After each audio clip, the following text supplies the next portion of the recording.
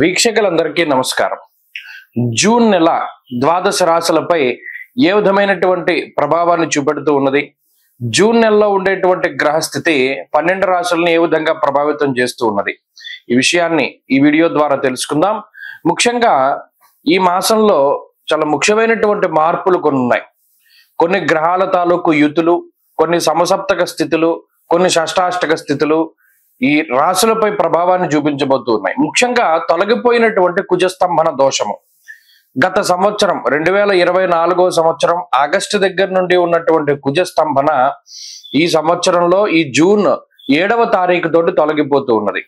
నీచక్షేత్రస్థిత కుజుడు దాదాపుగా చాలా ఇబ్బంది పెట్టినటువంటి సందర్భాల్లో, అంటే కుజ సంబంధమైనటువంటి వ్యాపారాలు, ట్రాన్స్పోర్ట్ కానీ, లేకపోతేనేమో బాణసంచాల తయారీ కానీ, పేలుడు పదార్థాల తయారీ కానీ, రియల్ ఎస్టేట్ ప్రధానంగా automobile industry, spare parts industry, ఇలా కన్స్ట్రక్షన్ ఓరియంటెడ్ ఇండస్ట్రీస్ ఏవైతే ఉన్నాయో ఇవన్నీ కూడా చాలా ఇబ్బందికరమైనటువంటి పరిస్థితులను ఎదుర్కొంటూ ఉన్నటువంటి పరిస్థితులు. ఈ కుజుని యొక్క మార్పుతోటి ఈ రియల్ ఎస్టేట్ గానీ, భూ సంబంధమైనటువంటి క్రయ విక్రయాల్లో గానీ కొంచెం మార్పు వచ్చి అవన్నీ కూడా ముందుకు వెళ్ళేటువంటి పరిస్థితులు ఉండబోతూ ఉన్నాయి. అలాగే కుజకేతువుల యొక్క యుతి చాలా ముఖ్యమైనటువంటి విషయంగా చెప్పుకోవచ్చును. అలాగే కుజరాహువుల యొక్క సమసప్తక స్థితి కూడా, ఎందుకంటే కుజకేతువుల యుతికి ప్రాధాన్యత ఎప్పుడు అంటే కుజరాహువులు సమసప్తకాల్లో ఉంటారు కాబట్టి. అలాగే కుజశనుల యొక్క షష్టాష్టక స్థితి, ఇవన్నీ కూడా ఈ జూన్ 7వ తారీఖు నుండి ద్వాదశ రాశులపై ప్రభావాన్ని చూపించబోతున్నారు. అలాగే రవి ఈ జూన్ నెలలో 15వ తారీఖు వరకు వృషభ రాశి యందు, 15వ తారీఖు దాటాక మిథున రాశి యందు ఆయన సంచరించబోతూ ఉన్నారు. రవి గురుల యొక్క తాలూకు యుతి కనబడుతూ ఉన్నది. జూన్ నెల 10వ తారీఖు నుండి గురు మౌఢ్యమి రాబోతూ ఉన్నది. అంటే 10వ తారీఖు లగాయతూ ఏ విధమైనటువంటి శుభ కార్యక్రమాలు కూడా చేయడానికి లేదు. జూన్ 10 దగ్గర నుండి గురు మౌఢ్యమి అన్నారు కాబట్టి ఇది ఒక ముఖ్యమైనటువంటి యుతిగా మనం చెప్పుకోవచ్చును. అలాగే శనేశ్వరుడు మీనరాశి యందు సంచరిస్తూ ఉన్నారు. కుంభమందు రాహువు, అదే మాదిరిగా సింహమందు కేతువు సంచరిస్తూ ఉన్నారు. శుక్రబుధులు ఈ మాసంలో ఎక్కువగా అతిచార వక్రాలతోటి చివరికి వచ్చేసరికి శుక్రుడేమో వృషభ రాశి యందు, అలాగే కర్కాటక రాశి యందు ఏమో బుధగ్రహం సంచరించబోతూ ఉన్నారు. కాబట్టి ఈ మాసం చాలా ముఖ్యమైనటువంటి మాసం. ముఖ్యంగా పెద్ద గ్రహాలు మారుతూ లేదా ఆయా గ్రహాలపై కుజుని యొక్క ప్రభావం పడేటువంటి మాసంగా చెప్పవచ్చును. దీనిలో ద్వాదశ రాశుల వారికి ఏ విధమైనటువంటి ఫలితాలు కలగబోతున్నాయో తెలుసుకుందాం ఈ వీడియో ద్వారా. సాధారణమైనటువంటి మాసంగానే చెప్పాలి. కారణం ఏమిటి అంటే ఇప్పటి వరకు యోగిస్తూ వస్తున్నటువంటి లాభస్థాన స్థిత కుజుడు ఈ మాసమందు వ్యయస్థానానికి సంచారం చేస్తున్నారు. సింహరాశిలోకి కుజుడు వస్తూ ఉన్నారు. ఇది కించిత్ ఇబ్బంది పెట్టేటువంటి విషయం. వ్యయస్థానంలోనే కుజకేతువుల యొక్క యుతి ఉన్నది కాబట్టి అది కూడా ప్రభావాన్ని చూపెడుతూ ఉంటుంది. ఈ రాశి వారికి అనుకూలించే గ్రహాలు చూస్తే షష్ఠ స్థాన స్థిత రాహువు, అలాగే ఈ మాసంలో దశమంలోకి రవి వస్తూ ఉన్నారు. అది కూడా 15వ తారీఖు దాటాక. అప్పటి వరకు అటు గురుబలము లేదు, కుజబలము లేదు, మిగతా గ్రహాల తాలూకు బలాలను చాలా తక్కువగా ఉన్నాయి. మరి కేవలం రాహు యొక్క బలం మీద మాత్రమే ఆధారపడి ముందుకు వెళ్ళేటువంటి పరిస్థితుల్లో దీర్ఘ సంచార గ్రహాల్లో సప్తమంలో ఉండేటువంటి శనేశ్వరుడు కూడా కించిత్ ప్రతికూలుడే కాబట్టి రవి బలం వచ్చేంత వరకు, అనగా 15వ తారీఖు వచ్చేంత వరకు కూడా ఈ రాశి వారు కొంత జాగ్రత్తగా ఉండడం మంచిది. జాగ్రత్త అంటే అదేదో పెద్ద ప్రమాదం అని కాదు. రవి గనక బలంగా ఉంటే, దశమంలో బలంగా ఉంటే వృత్తి ఉద్యోగాల్లో ఉన్నటువంటి సమస్యలను ఆయన కొంత తగ్గించి వేస్తాడు.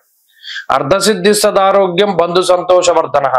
దశమంలో రవి దిగ్బలంతో ఉంటారు కాబట్టి, అంటే ఈ 15వ తారీఖు వరకు ఉద్యోగపరమైనటువంటి ఒడిదుడుకులు, స్థాన చలనాలు, ఒక ప్రాంతాన్ని మారవలసి రావడము, ఉద్యోగంలో స్థాన చలనము, లేదా ఇల్లు మార్పు, ఇటువంటివి ఏమైనా ఉన్నా కూడా, కొంత మనం ఇబ్బంది పడ్డా కూడా కుదుట పడ్డానికి 15వ తారీఖు దాటాక మంచి సమయం దొరుకుతుంది.